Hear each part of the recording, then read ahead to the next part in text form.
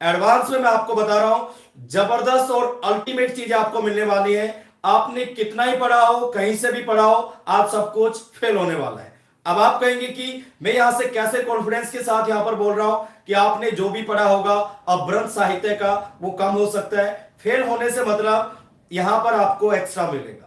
मैं आपको डिमोरलाइज नहीं कर रहा हूं, तो एक बार कमेंट करके बता दें कि सर आज के सेशन को स्टार्ट कर दें, यस और नो। एक बार कमेंट कर दें, फिर स्टार्ट करते हैं। देखिए स्टार्टिंग ऐसी होगी, आप कहेंगे सर मजा आ गया, नोटबुक और पेन साथ में रखें, और हो सकता है ये वीडियो बाद में आपको ना दिखे, तो जो भी इसका फायदा उठा सकता है तो उठा सकता है, क्योंकि ये फिर चली जाएगी जिसके पास इसको जाना है। यहां पर सामने सरिता कुमारी और पूनम दैया, सभी को नमस्ते, सभी को राम राम। तो सेशन की स्टार्टिंग करते हैं। यहां पर देखिए आज का टॉपिक रहेगा अपभ्रंश साहित्य। अपभ्रंश साहित्य हर कोई पढ़ता है, लेकिन अपभ्रंश के बारे में थोड़ा सा जान लेते हैं कि भाई साहब अपभ्रंश तक हम पहुंचे कैसे। अब सबसे पहले यहां पर एक ट्रिक मैंने लिखी हुई है, वो ट्रिक हालांकि आप समझ जाओगे जब मैं एक्सप्लेन करूंगा, लेकिन जैसे जैसे मैं आपको बताऊंगा आपको वैसे उसको फॉलो करना है। और यहां पर काफी डेप्थ में हम जाएंगे जो एग्जाम में नंबर आ सकते हैं। ठीक है, यहां पर देखिए, इधर यहां पर सबसे पहले लिखा हुआ है वी, एल, पी की पावर 2, ए की पावर 2 और ए। आपको जस्ट ऐसे ही लिखना है, इसको लिख लेना, और नोटबुक साथ में होगी, मेरे ख्याल से पेन भी होगा। अब जो मैं एक्सप्लेन करने वाला हूं वो आपके काम का है। देखिए सबसे पहले आती है वैदिक संस्कृत। यह है जी हिंदी का विकास कर्व। कई बार एग्जाम में पूछा जाता है कि भाई पहले पाली आती है या अपभ्रंश आती है या अवट आती है, तो ऐसे कंफ्यूजन क्रिएट हो जाती है। तो यहां पर देखिए सबसे पहले क्या करेंगे, यहां पर सबसे पहले आएगी वैदिक संस्कृत, फिर आएगी लौकिक संस्कृत, फिर आएगी जी पाली और प्राकृत। दैट्स व्हाई यहां पर पी की पावर 2 है। और यहां पर अगर बात की जाए अपभ्रंश और अवट, और यहां पर हमारी आ जाती है आधुनिक हिंदी। एक बार फिर से मेरी बात को सुनिए, सबसे पहले आएगी वैदिक संस्कृत, सेकंड पे लौकिक संस्कृत, थर्ड पे पाली, फिर आएगी प्राकृत, फिर आएगी अपभ्रंश, और फिर अवट, और फिर जो आधुनिक हिंदी। अब जिस काल में मैं खड़े होकर आपको पढ़ा रहा हूं वो है जी आधुनिक हिंदी। अब यहां पर एक और क्वेश्चन आप लिख ले जो एग्जाम में पूछा जाएगा, हिंदी की शुरुआत कब से मानी जाती है? 1000 ईस्वी से हिंदी की शुरुआत मानी जाती है। मैं लिखूंगा कम, समझाऊंगा ज्यादा। मैंने आपको क्या बताया था, ये एक्सप्लेनेटरी लेक्चर होगा जहां पर आपको बिल्कुल जो भी डाउट होगा अपभ्रंश साहित्य से बिल्कुल आपके क्लियर किए जाएंगे। आप जो भी क्वेश्चन करेंगे सामने, अदरवाइज आपके बिना कुछ पूछे ही मैं आपको वो चीजें बताऊंगा जो आप अभी तक नहीं पढ़ पाए हैं। आपने पढ़ा होगा अपभ्रंश साहित्य, भी चेक कर लेते हैं, क्या पता मैं हवा में तीर मार रहा हूं। तो हिंदी की शुरुआत 1000 ईस्वी से मानी जाती है। एक और क्वेश्चन कई बार एग्जाम में पूछा गया, क्या कि हिंदी किस भाषा का शब्द है? तो dear students please note down कर लें, ये क्या है? फारसी भाषा का। और कुछ बच्चों के माइंड में रहता है हिंदी जो है संस्कृत भाषा का शब्द है, लेकिन ये D++ में कई बार पूछा गया है, हिंदी जो है फारसी भाषा का शब्द है। इंपॉर्टेंट क्वेश्चन है, बिल्कुल अनुराधा मैम बिल्कुल सही है। और अब चलते हैं थोड़ा सा और आगे। अब जी सबसे पहले आती है वैदिक संस्कृत। अब वैदिक संस्कृत को छांदस, वैदिकी, वैदिक भी कहा जाता है। फिर क्वेश्चन ये बनता है कि वैदिक संस्कृत को छांदस की संज्ञा किसने दी? तो यहां पर हमें दो तरह के आंसर मिलते हैं, यास्क और पाणिनि। तो फिर से मैं रिपीट कर रहा हूं, वैदिक संस्कृत को छांदस की संख्या किसने दी? यास्क और पाणिनि ने। लिखते जाना और कमेंट पे ध्यान कम देना, जो मैं एक्सप्लेन कर रहा हूं वो इंपॉर्टेंट है, मैं कमेंट पर ध्यान नहीं दूंगा। यास्क और पाणिनि ने। अब यहां पर एक और चीज निकल कर आती है, जो वैदिक संस्कृत थी उसमें वर्णों की संख्या कितनी थी? तो एक क्वेश्चन कई बार एग्जाम में पूछा गया है। तो वर्णों की संख्या थी 52। कितनी थी? यहां पर मैं रिपीट कर देता हूं, वैदिक जो संस्कृत थी उसमें वर्णों की संख्या थी 52। अब लौकिक संस्कृत में जब हम पहुंचे तो वर्णों की संख्या हो गई 58। अब क्वेश्चन ये आता है कि वो कौन सी 4 ध्वनियां थी जो वैदिक संस्कृत में तो थी लेकिन लौकिक संस्कृत में गायब हो गई? वो भी फिलहाल बताएंगे नहीं, वो कमेंट बॉक्स में कर दूंगा, वो कोई इंपॉर्टेंट नहीं है। इंपॉर्टेंट क्वेश्चन क्या है, वैदिक संस्कृत में 52 ध्वनियां थी हमारे पास, लौकिक संस्कृत में 48 ध्वनियां आ गई। अब देखिए जी यहां पर एक और चीज आप समझ लें, अगर वैदिक सौरों की बात की जाए तो संख्या है 13। ये एग्जाम में पूछा गया है। अगर नॉर्मली क्वेश्चन आए आपके एग्जाम में कि सौरों की संख्या कितनी है तो आपका आंसर क्या होगा 11। लेकिन अगर पूछा जाए वैदिक सौरों की संख्या कितनी है तो आपका आंसर क्या होगा 13।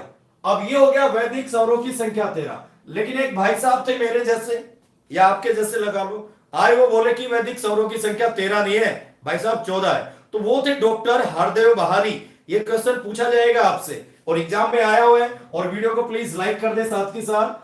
भाई डॉक्टर हरदेव बहारी के अनुसार वैदिक सौरों की संख्या 14 है।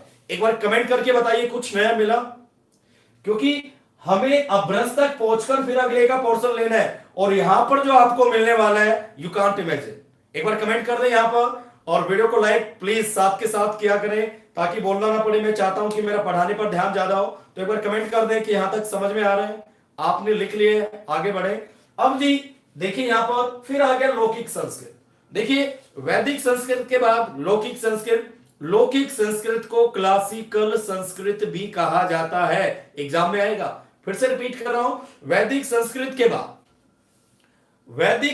के बाद आती है लौकिक संस्कृत। लौकिक संस्कृत का दूसरा नाम है क्लासिकल संस्कृत और क्लासिकल संस्कृत का ही नाम है संस्कृत, याद रखें। और इसी लौकिक संस्कृत में, इसी संस्कृत में, इसी क्लासिकल संस्कृत में रामायण और महाभारत ग्रंथों की रचना हुई थी।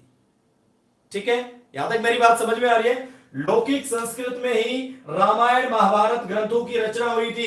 तो अपने आप में एक अल्टीमेट क्वेश्चन निकल कर आ रहा है क्या कि रामायण और महाभारत कौन सी संस्कृत में लिखे गए।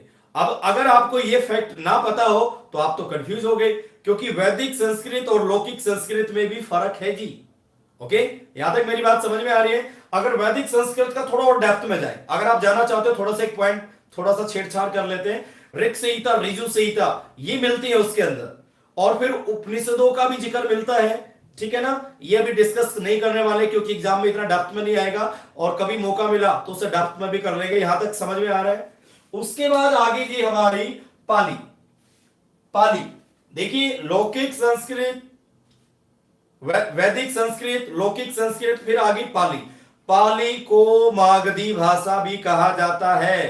पाली का दूसरा नाम मागधी भाषा है। इसके अलावा पाली को भारत देश की प्रथम भाषा कहा जाता है। एग्जाम में क्वेश्चन आएगा यहां पर, क्या आएगा क्वेश्चन, पाली को भारत की प्रथम देश भाषा कहा जाता है। यहां तक क्लियर। अब उसके बाद जो महात्मा बुद्ध थे उनके जो भी प्रवचन है, जैसे ये प्रवचन प्रदीप सर के आप सुन रहे हो, ऐसे ही जो पाली का जो समय था, समय भी बताएंगे कैसे याद करना है। मुझे पता है बच्चों को प्रॉब्लम आती है कि सर इसका समय कैसे याद करें। आपको एक रामबाण में आपको दूंगा, आप उस लाइन को सीधे याद कर लेना, जैसे मुझे याद है आपको भी हो जाएगा।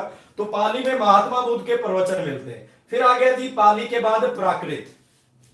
प्राकृत, अब प्राकृत में महावीर के जो प्रवचन है वो हमें मिलते हैं। तो प्राकृत की बात की जाए, यहां पर एक और इंपॉर्टेंट पॉइंट नोट कर लें, पाली को प्रथम प्राकृत कहा जाता है। नोट डाउन कर लें और एक बार कमेंट करके बता दें समझ में आ रहा है। पाली को प्रथम प्राकृत कहा जाता है। ज्योति मैं बता रहा हूं, मैं टेंशन क्यों ले रहा हूं। और जो मैं अभी बताने वाला हूं, अभी जो आगे आगे बढ़ेंगे फिर देखिए मजा आने वाला है। पाली को प्रथम प्राकृत भी कहा जाता है और प्राकृत को द्वितीय प्राकृत कहा जाता है। साहित्य की दृष्टि से यहीं पर हमारा नंबर कट जाता है।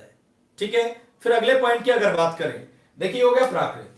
अब आगे जी हमारा अभ्रंश। अभ्रंश को तृतीय प्राकृत कहा जाता है और जस्ट अभ्रंश के बाद आती है आधुनिक हिंदी।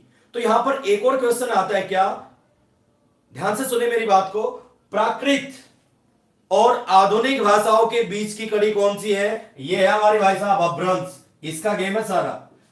प्राकृत और जो भी आधुनिक भाषाएं हैं उनके बीच की कड़ी कौन सी भाषा है, अभ्रंश। और कहीं कहीं हमें जिक्र मिलेगा जिसे अवहट कहा जाता है, 900 ईस्वी से 1100 ईस्वी।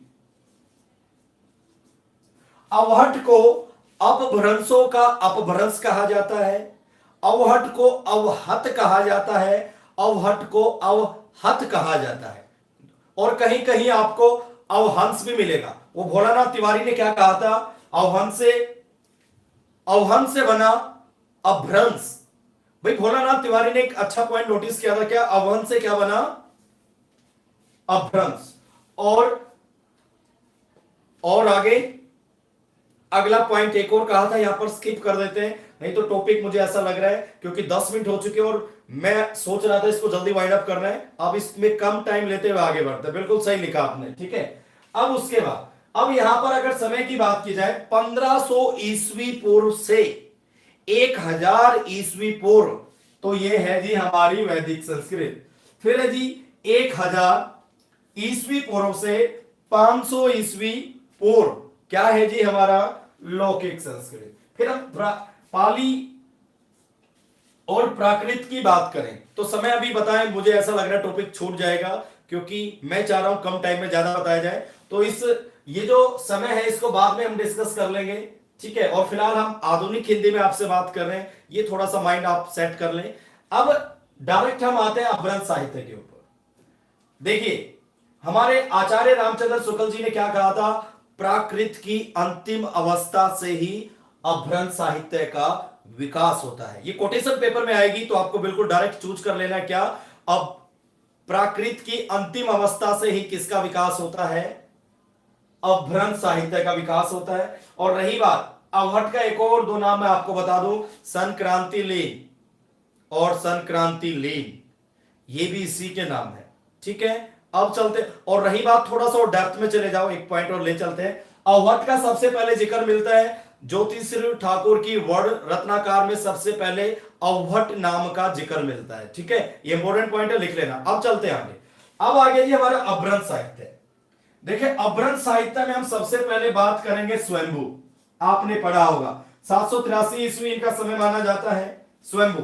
स्वयंभू को प्रथम जैन कवि माना जाता है, सुनते रहे लिखते रहे, प्रथम जैन कवि माना जाता है, अपभ्रंश का पहला कवि माना जाता है, ठीक है। इन्होंने स्वयं की भाषा को देसी भाषा कहा था। क्या कहा था, Neeru Kaushik good morning good evening की बजाय ध्यान से सुनोगे तो I hope you will gain your knowledge, that's why focus on your study, ठीक है।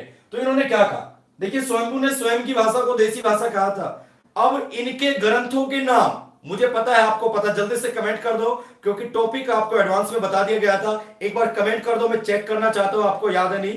फिर एक ऐसा फैक्ट्स मैं आपको बताऊंगा, आप कहोगे सर ये तो पढ़ा ही नहीं, जल्दी से बताइए।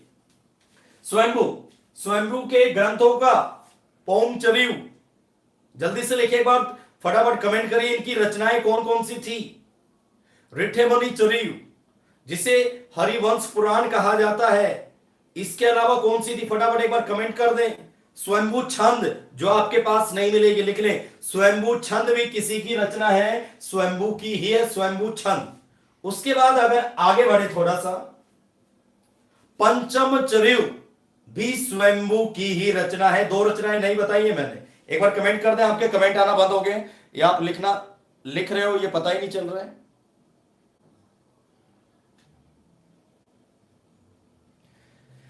अरे कमेंट तो कर दो, वीडियो तो यहां से कंटिन्यू चल रही है, कमेंट या लिखने में रह गए, अभी बताऊंगा मैं लिखना क्या है, ठीक है।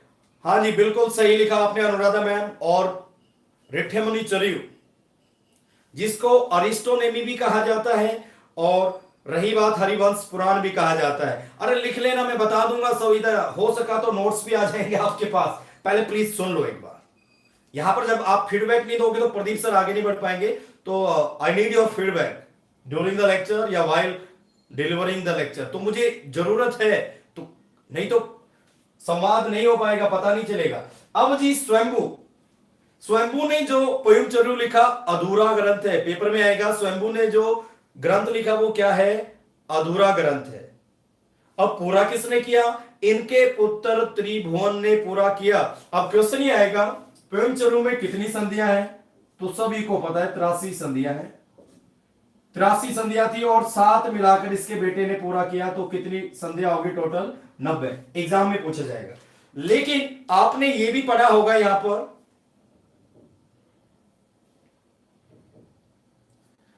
ओके पूनम दहिया स्पीड कम कर देते हैं, फिर लेक्चर लंबा हो जाएगा। मुझे झेलने के लिए तैयार हो तो मैं स्पीड कम करने के लिए तैयार हूं, तो एक बार कमेंट कर दो हाँ सर हम झेल लेंगे, नो प्रॉब्लम। एक्चुअली मैं चाह रहा था कम टाइम में ज्यादा मिले, नो प्रॉब्लम। मुझे क्या दिक्कत है, दिक्कत आपको होगी। देख लो डेटा पैक है या नहीं है। अरे कमेंट करो, आप लिख रहे हो, लिखना नहीं है, बोलना है। बिल्कुल सही लिखा है यहां पर ज्योति मैम ने। और इसमें कांड कितने हैं, कमेंट करके बताइए ज्योति मैम फटाफट। पढ़ा होगा साहित्य, जल्दी से कमेंट करिए आप, कमेंट पढ़ा होगा आपने, लिख बाद में लेना, इसको दोबारा से देख लेना, याद हो जाएगा। फिलहाल हम डिस्कस कर लेते हैं इसमें कांड कितने हैं जी, इसके अंदर कांड कितने हैं, बता दो जल्दी से। कांड कितने, कमेंट नहीं आ रहे आपके, आपने अभ्रंश साहित्य पढ़ा था, वेरी गुड। यहां पर शर्मिला छिकारा ने लिखा 5, लेकिन अब मुझे यह बता दो इसके पहले कांड का नाम क्या था, तो आपका आंसर आएगा सर ये तो हमें नहीं पता। जल्दी से कमेंट कर दो यहां पर नहीं पता, इसके पहले कांड का नाम पता है, यस और no, I am testing your knowledge. मुझे पता है आपका आंसर होगा नो।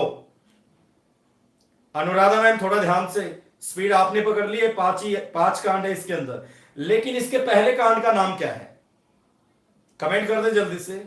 नहीं पता, मुझे पता था, और यही चीज बताने के लिए प्रदीप सर, इसका पहला कांड था विद्याधर। पहला कांड कौन सा था, शर्मिला छिकारा लिख लें, विद्याधर, इसका पहला कांड था विद्याधर। अब क्वेश्चन ये आता भाई साहब, ये स्वयंभू ने ये जो ग्रंथ है कहां लिखा, अब इसका भी आंसर आपका मिलेगा नो सर, तो ये भी आंसर मिलेगा नहीं सर, हमें नहीं पता कि हमारे स्वयंभू भाई साहब ने इस ग्रंथ को कहां लिखा। तो जल्दी से नो लिख दो, फिर जैसे ही नो लिखोगे मैं बता दूंगा। ओके, मैं आपसे कुछ छुपा नहीं रहा। और यहां पर चारों ढींगरा ने लिखा नहीं पता। ज्योति बताइए जल्दी से, ये कहां लिखा गया ग्रंथ, अभी तो पिक्चर अभी बाकी है, जैसे जैसे आगे बढ़ेंगे। थैंक यू, मुझे पता था और मैं कॉन्फिडेंस के साथ यहां पर बोलूंगा। और मैंने पहले ही क्या कहा था, कलम से क्रांति होने वाली है, थोड़ा सा सीरियस रहे और सीरियस होके पढ़े। तो ये लिखा था धनंजय आश्रम में, स्वयंभू ने लिखा था पोयुंचरू धनंजय आश्रम में। 5 कांड थे, पहला कांड था विद्याधर। पहली बार ये क्वेश्चन आप सुन रहे हो, कहीं भी देख लेना, नहीं मिलेंगे, पहली बात ये। और एग्जाम ओरिएंटेड है, बताने को मैं 4 कांड भी बता सकता था, लेकिन पहला कांड क्यों बताया, बिकॉज दैट्स द इंपॉर्टेंट कांड। ओके, अब चलते हैं थोड़ा सा और आगे। अब भाई स्वयंभू इतना इंपॉर्टेंट है, हिंदी का पहला कवि डॉक्टर रामकुमार वर्मा ने कहा, अपभ्रंश का पहला कवि भी माना जाता है। लेकिन भाई साहब मुझे ये बता दो एक बार, भाई अब इनको पहला कवि माना जाता है, डॉक्टर रामकुमार वर्मा ने माना। वैसे ओवरऑल अगर देखा जाए तो सरपाद को माना जाता है, राहुल सांकृत्याल। अगर हजारी प्रसाद द्विवेदी को देखें तो अब्दुल रहमान। और अगर एक और क्वेश्चन यहां पर मेरे दिमाग में घूम रहा है, थोड़ा सा टेस्ट कर लेते हैं, आचार्य रामचंद्र शुक्ल जी ने हिंदी का पहला कवि किसे माना था, कमेंट कर दो। बड़ा आसान क्वेश्चन पूछ लिया मैंने। आचार्य हजारी प्रसाद द्विवेदी का मैंने बता दिया, डॉक्टर राम कुमार वर्मा का पता है आपको, गणपति चंद्र गुप्त का पता है, शालिभद्र सूरी को माना है। लेकिन भाई साहब हमारे शुक्ल जी ने किसको माना है, कमेंट नहीं आ रहा है आपका, गायब हो गए हैं। सिंपल सा क्वेश्चन पूछा है, बताइए जल्दी से, फिर आगे बढ़ेंगे, इसके बारे में बताएंगे और कुछ। बताइए जल्दी से फटाफट, कमेंट करो यस और नो, पता है या नहीं। अरे लिख बाद में लेना, नहीं तो वीडियो ज्यादा लंबी हो जाएगी। वीडियो ज्यादा लंबी नहीं करनी, इसको वाइंड अप करना है। मैं चाहता हूं रिवीजन भी होगा, आपको लिख लेना, इसको समझ आ जाएगा। Very good, very good Sharmila ma'am, very good, बिल्कुल सही कहा। और अनुराधा मैम, मुंज को और राजा भोज को, बिल्कुल सही आंसर है। Thank you, thank you. Interesting question था, एग्जाम में आ सकता है। ठीक है, अब चलते हैं थोड़ा सा और आगे। अब जी इसकी माता और पिता का नाम भी इंपॉर्टेंट है, क्योंकि हिंदी का पहला कवि माना जाता है। और अपभ्रंश को जब पढ़ते हैं तो स्वयंभू भाई साहब आते हैं। इन्हें अपभ्रंश का व्यास कहा जाता है, इन्हें अपभ्रंश का कालिदास कहा जाता है। क्या कहा जाता है, अपभ्रंश का कालिदास कहा जाता है। क्या कहा जाता है, एक बार कमेंट करिए फटाफट। अपभ्रंश का कालिदास कहा जाता है, अपभ्रंश का व्यास कहा जाता है। अगर अपभ्रंश के कालिदास इनको किन्होंने कहा, स्वयंभू को, तो नाम आएगा डॉक्टर भयानी। यहां तक समझ में आ रही है मेरी बात, यहां तक आपके पास है मिर्च मसाला, जो भी आप जहां से पढ़ते हो। लेकिन अब जो पॉइंट मैं आपके सामने लेकर आ रहा हूं, पहली बात, इनके फादर का नाम था, पिता का नाम था मारुति, माता का नाम था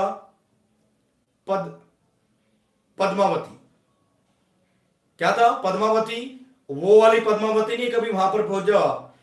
ठीक है, पद्मवती भी कह सकते हो आप, पद्मवती। और इनके फादर का नाम था मारुति। यहां तक हो गया।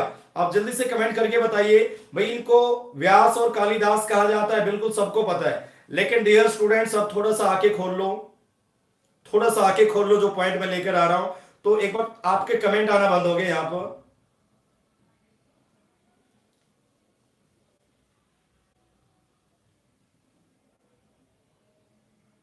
व्यास को भी किसने बोला है? बिल्कुल सही पॉइंट है आपका, अभी बताएंगे किसने बोला है, टेंशन ना ले, सब कुछ बताएंगे आपको, ठीक है, सब कुछ डिटेल मिलेगी आपको। अब यहां पर देखिए, ठीक है, भोला शंकर सुनना चाहते हो आप? यहां पर दूर से जिसने भी कमेंट किया है, भोला शंकर का नाम लेंगे सर। अब यहां पर मैं आपको बताना क्या चाहता हूं, ध्यान से देखिए यहां पर क्या बताना चाहता हूं। अब चलते हैं अगले पुष्पदंत की ओर। और भोला शंकर आता है एक नाम, दूसरा डॉक्टर भयानी, भोला शंकर व्यास, यही नाम था। इन्होंने क्या कहा था? इन दोनों के ही नाम आते हैं दोनों में, व्यास और कालिदास में। अब हम करेंगे जी पुष्पदंत के बारे में बात। देखिए पुष्पदंत की बात की जाए, 10वीं शताब्दी इनका समय था। और पुष्पदंत की रचनाओं के नाम बता दो एक बार फटाफट, पुष्पदंत की रचनाओं के नाम लिख दो यहां पर। सबसे पहले आएगा महापुराण, जिसका दूसरा नाम है 63 महापुरुष गुणालंकार। 63 महापुरुष गुणालंकार का दूसरा नाम है महापुराण। सुन लो एक बार, लिख लेना बाद में। 63 क्या है? 63 महापुरुषों के बारे में उसमें बताया गया है, चरित गान किया गया है, ठीक है। अब क्वेश्चन ये आता है कि महापुराण में कितनी संधियां हैं? 102। अब यहां पर आप देखेंगे, यहां पर क्या ये लिखा हुआ है, मैंने ध्यान से देखिए, 63 महापुरुषों के बारे में संधियां हैं। 64 तीर्थकर थे हमारे, कौन से तीर्थकर थे? 64 बताइए जल्दी से कमेंट करके। जैन तीर्थकर 64 कह रहा, सॉरी 24, तो 24 ये हो गए। और 12 बात की जाए, 12 बात की जाए और 9 यहां पर लिखा हुआ है, वो क्या है? 12 चरितकारों के बारे में बात है, ठीक है, यहां पर ध्यान से देखना है। और यहां पर 9 है, यहां पर वासुदेव और प्रति वासुदेव को मिलाकर 102 संधियां हो जाती हैं। और महापुराण की अगर बात की जाए, ऋषभ का नाम सुना होगा, ऋषभ के पुत्र का नाम क्या था? भरत, उनके बारे में क्या है? इसका एक और नाम निकलता है, आदि पुराण में उसके बारे में जिक्र मिलता है। देखिए जिनके नाम पर भारत पड़ा, ये ऋषभ और उनके पुत्र भरत की बात हम कर रहे हैं, किसमें? महापुराण में। और उनके बाद इनका कौन सा ग्रंथ आता है पुष्पदंत का? एक बार बताइए जल्दी से फटाफट। पुष्पदंत को भाखा की जड़ किसने कहा था? शिव सिंह सेगर ने। घिसा पिटा क्वेश्चन है, सभी को याद हो चुका है। लेकिन अब अगला जो पॉइंट मैं लेकर आ रहा हूं, आपका दिल खुश होने वाला है। किसने कहा था भाखा की जड़? बताइए जल्दी से। शिव सिंह सेगर ने।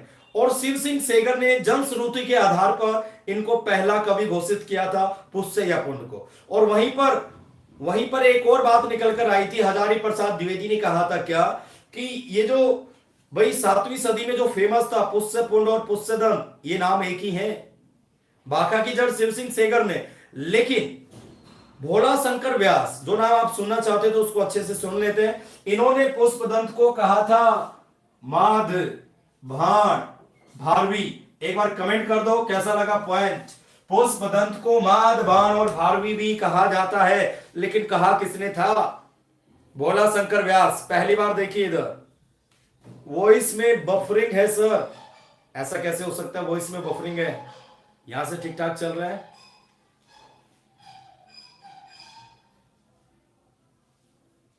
वॉइस में बफरिंग कैसे कह रहा हूं? यहां से तो सही चल रहा हूं मैं, तो क्या किया जाए? हो सकता है नेटवर्क इश्यू हो सकता है, क्योंकि सभी घर में बैठे हुए और वर्कलोड ज्यादा है, तो वॉइस में बफरिंग है। समझ में तो आ रहा है? आप ये कमेंट करिए एक बार, डरा क्यों रहे? तो पुष्पदंत को क्या कहा भोला शंकर व्यास ने? माध बाण और भारी। अब आते हैं जी धनपाल के बारे में, और पुष्पदंत की और रचनाएं बताइए आप। नैचरीव पहला था महापुराण, फिर नैचरीव और पुष्पदंत की रचनाएं। और कुछ बचिए तो जल्दी से लिख दें एक बार, फटाफट कमेंट कर दें, कमेंट कर दें। चेक कर लेता हूं मैं एक बार आवाज क्या कह रहे हो, कमेंट कर दें एक बार। यहां से बिल्कुल वीडियो सही चल रही है, देखिए सामने, जल्दी से बताइए फटाफट।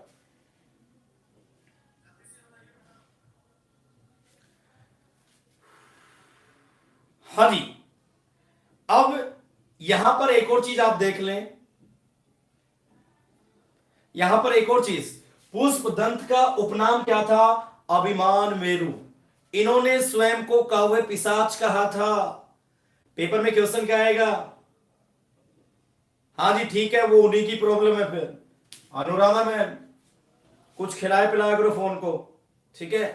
कैसे बफरिंग करता है। मैं भी कहूँ यहाँ पर वाईफाई लगा रखा है, पूरा सेटअप है, फिर भी ऐसी प्रॉब्लम है, तो लड़ाई हो जाती वाईफाई वाले से।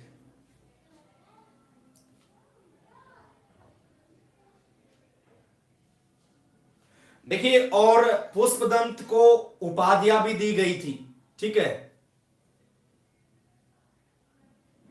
वीडियो ठीक चल रही है, मैंने सोचा ठीक नहीं चल रही, फिर ठीक है, ठीक है, अब यहां तक चलते हैं। और पुष्पदंत की और रचनाएं कौन सी है बताइए, जल्दी से कमेंट करिए एक बार। पुष्पदंत की रचनाएं कौन सी हैं?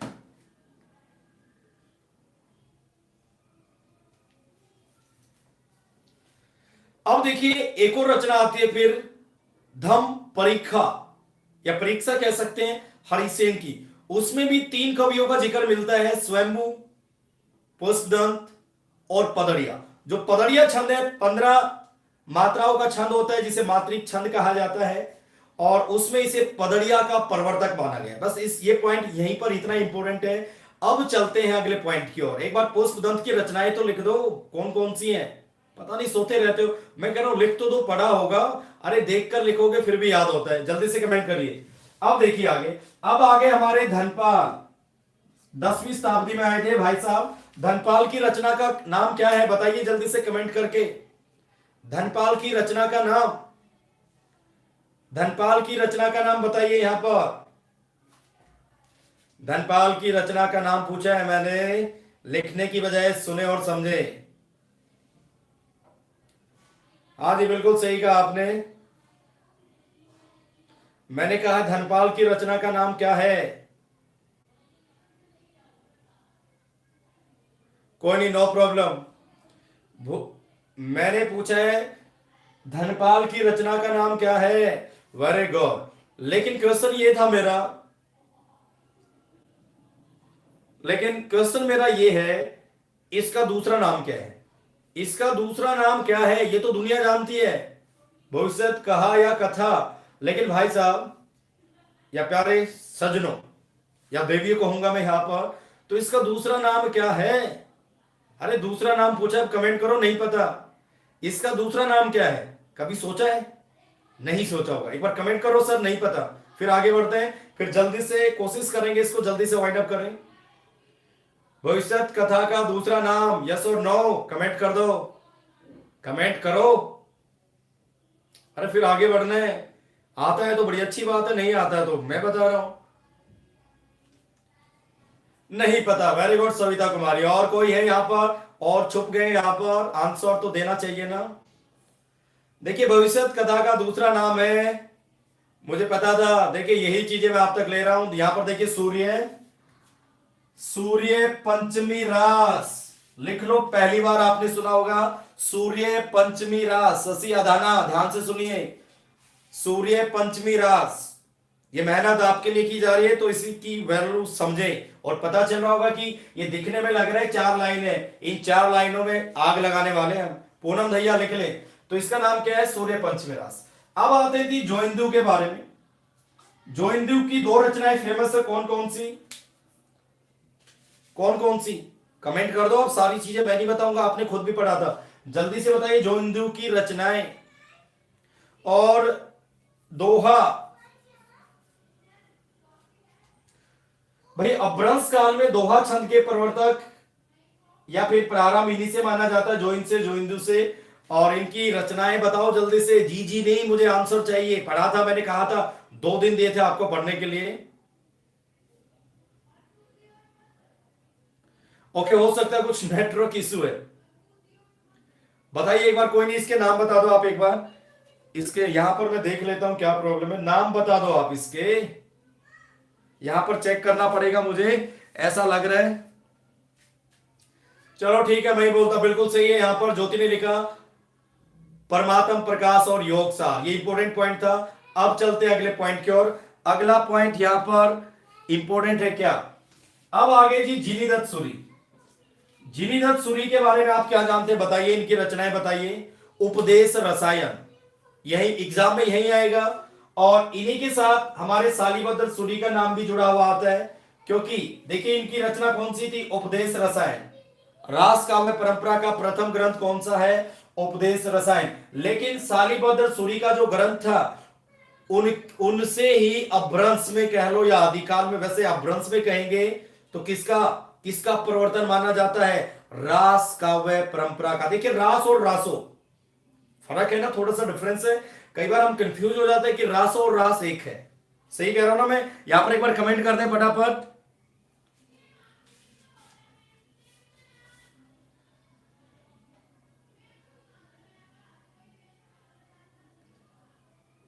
ठीक है, अब चलते हैं थोड़ा सा और आगे।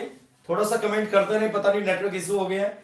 अब बात करते हैं अब्दुल अब्दुल अब्दुल कह लो, अब्दुल रहमान, जिनका दूसरा नाम अधैमान भी है। यह आपको मैंने पहले बता रखा है, फिर भी लिख देता हूं।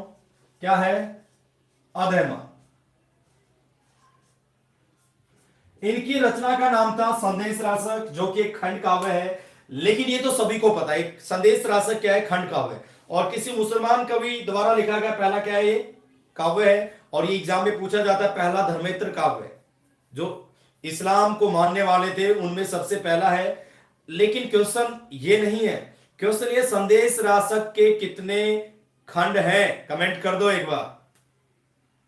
संदेश रासक के कितने खंड हैं? सुनना पड़ेगा, मुझे ऐसा लग रहा है।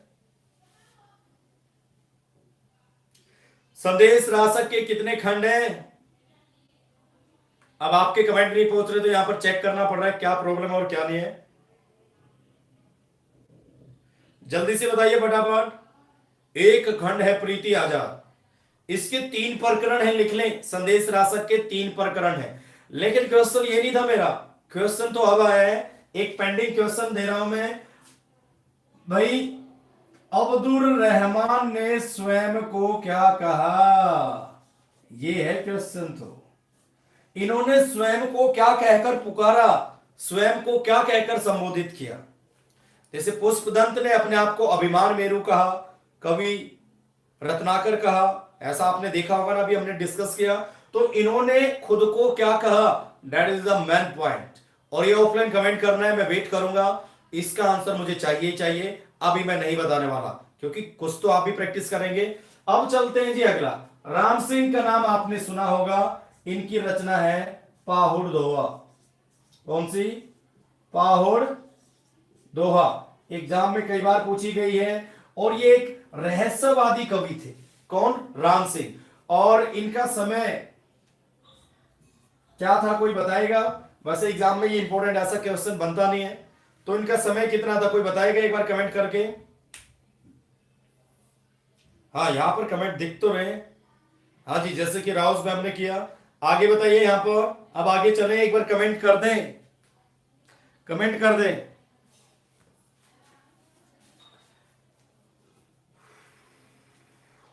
और इसमें क्या है, विक्रमपुर की राजकुमारी के बारे में बताया गया है, उसकी विरह के बारे में बताया गया है, कभी पुनर्मिलन हो जाता है। ठीक है, अब चलते हैं जी अगला और लास्ट पॉइंट हमारा। अपभ्रंश के अंतिम कवि हैं रईदू, एग्जाम में आएगा। अपभ्रंश के अंतिम कवि कौन है? रईदू। और प्रथम मैंने आपको बता दिया। और सालिबद्र सूरी की रचना का नाम क्या है? जल्दी से बता दें, एक बार कमेंट कर दें। जल्दी से कमेंट बॉक्स में देखना चाहूंगा। और सेशन को वाइंड अप करने का टाइम आ गया। आई होप 4-5 चीजें तो आपको एक्स्ट्रा मिली होंगी। तो आपके कमेंट में मैं चेक करना चाहूंगा किसको क्या मिला, क्या सेशन अच्छा लगा, कुछ नया मिला तो बताइए जल्दी से। सालिबद्र सूरी की रचना का नाम क्या है? बाहुबली रास, चंद्र बाहुबली रास, क्या है? ऐसा ही है ना? तो कमेंट तो कर दो एक बार। पढ़ा नहीं? किसने बता दिया है? यहां पर कमेंट आगे पीछे हो गए, चलो कोई नहीं, फिर भी तो बताइए सालिबद्र सूरी की रचना का नाम। अभी सेशन बाकी है, आगे चलेंगे। आगे भी एक ट्रिक का प्रयोग किया है मैंने।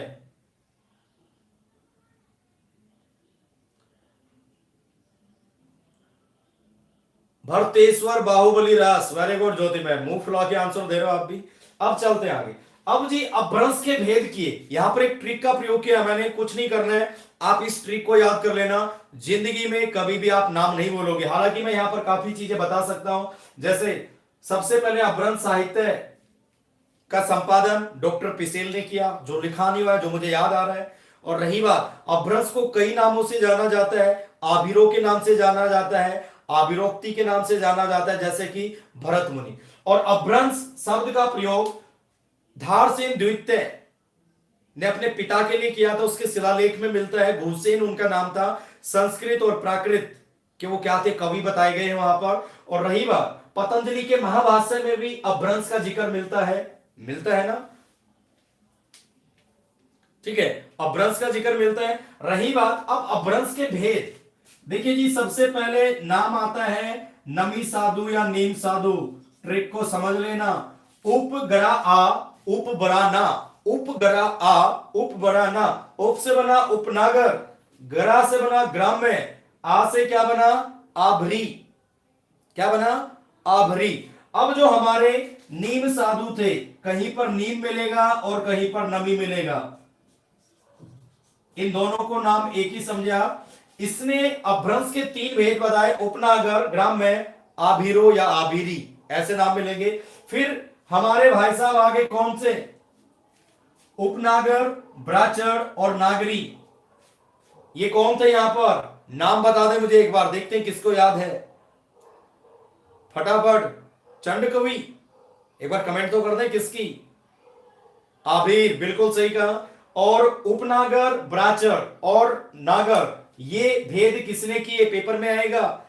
और मेरे ख्याल से उनकी एक रचना थी प्राकृत सरवसव समथिंग, और मेरे ख्याल से बताइए एक बार नाम क्या होगा, फटाफट कमेंट कर दें। सारा मेरे से ही सुनना चाहते हो, कुछ पढ़ा नहीं है तो मैं भी तो चेकआउट करूंगा आप पढ़ते हो या नहीं पढ़ते हो। ठीक है, थोड़ा पढ़ेंगे लेकिन अच्छा पढ़ेंगे, दिल से पढ़ेंगे, याद होना चाहिए। तो मेरी बात से सहमत हो तो एक बार यस कर दें। और ये किसने किए बताइए जल्दी से। अरे भाई कमेंट कर दो, कमेंट नहीं आ रहे क्या आपके, कमेंट जल्दी से बताइए, फिर आगे बढ़ना है। एक लास्ट पॉइंट को एक्सप्लेन और करना है।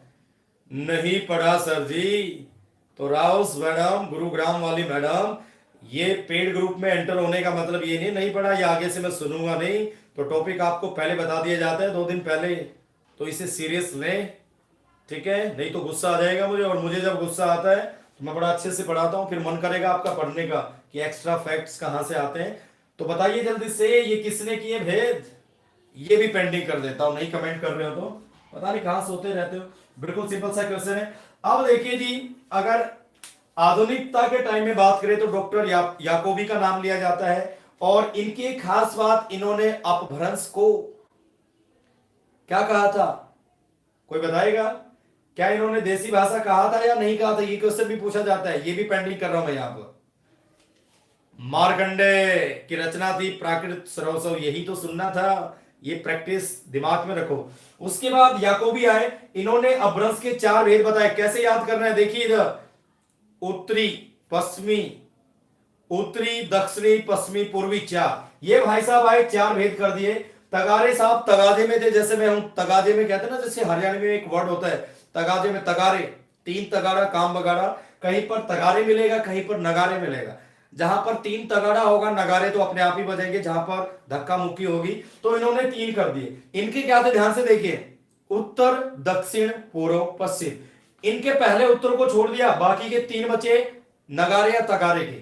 और तगारे, नामवर सिंह ने नाम कमाने के लिए, इनके आगे डॉक्टर लगा लेना, मैंने लगाया नहीं, डॉक्टर नामवर सिंह ने नाम कमाने के लिए क्या किया, उत्तर, दक्षिण, पूर्व, पश्चिम, 4, यहां पर उत्तर को इन्होंने स्किप कर दिया और इन भाई साहब ने दक्षिण को कर दिया पूर्व और पश्चिमी। डॉक्टर नामवर सिंह ने अपभ्रंश के भेद किए। यहां तक समझ में आया तो बताइए, सेशन को ज्यादा लंबा करना मेरा मोटो बिल्कुल नहीं था। आप थोड़ा बोले कि सर थोड़ी सी स्पीड कम, तो बीच में मैं भी पॉज लेता गया, लेकिन कम टाइम में ज्यादा पढ़ना है। अपभ्रंश साहित्य जहां तक हम इसको निचोड़ सकते थे निचोड़ लिया यहां पर।